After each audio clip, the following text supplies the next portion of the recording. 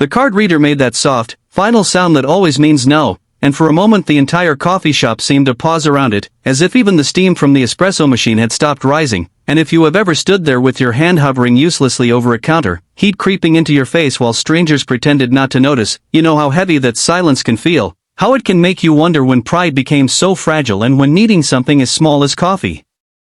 started to feel like a personal failure.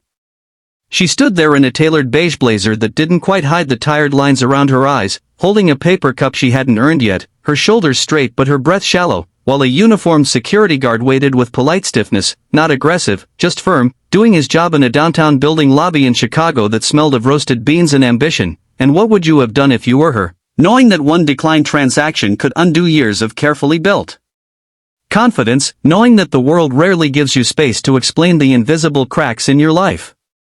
Her name was Meredith Collins, though no one there knew it, and no one would have guessed that only 3 months earlier she had signed papers making her the CEO of a struggling logistics company with offices across the Midwest, a promotion that came with applause, champagne, and expectations heavy enough to bend steel, expectations that didn't account for frozen accounts after a sudden audit, legal fees that drained savings overnight, or the quiet panic of watching your financial safety net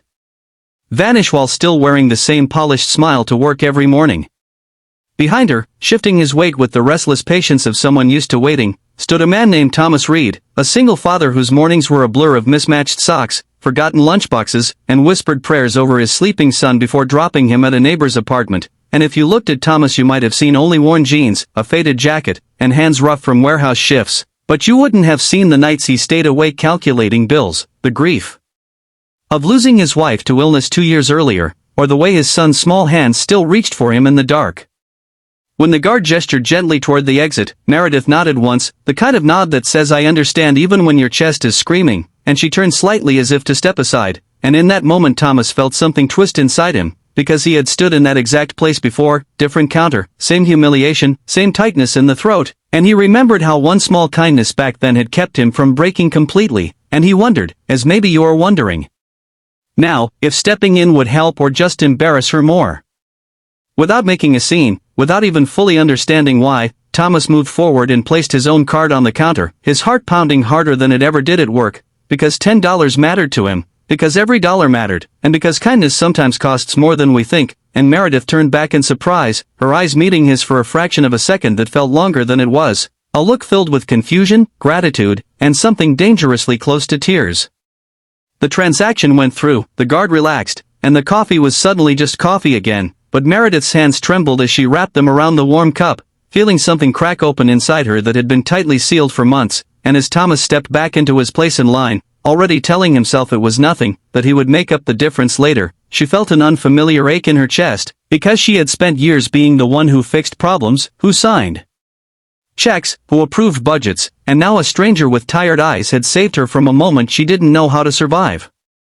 They did not exchange words, because sometimes words ruin what silence holds together, and Meredith walked toward the elevators with her coffee and her thoughts spiraling, wondering when her life had shifted so quietly from abundance to scarcity, wondering how many people around her were fighting battles just as invisible, and if you have ever been on the other side of success, you know how lonely it can be when everything looks fine but nothing feels secure. Days passed, then weeks, and the memory of that morning stayed with her, especially as she worked late nights trying to stabilize the company, negotiating layoffs she hated, choosing which expenses could wait and which couldn't, feeling the weight of thousands of employees on her conscience, and every time she passed the lobby cafe she thought of the man who had paid for her coffee without knowing who she was, without expecting anything in return, and she began to look differently at the people she had once rushed past. It was a rainy Thursday when she saw him again, this time near the building's loading dock, shoulders slumped as he spoke with a supervisor, the posture of someone absorbing bad news, and Meredith learned through quiet inquiries that Thomas Reed was about to lose his warehouse position due to restructuring, another name on a list, another life disrupted by decisions made in rooms far above the ground, and something in her chest tightened painfully as the pieces fell together.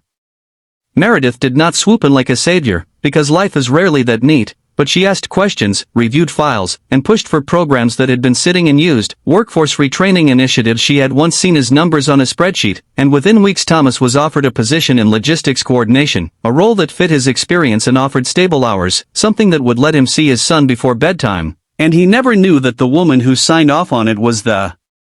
same one from the coffee shop, because she chose to keep that moment sacred and unspoken.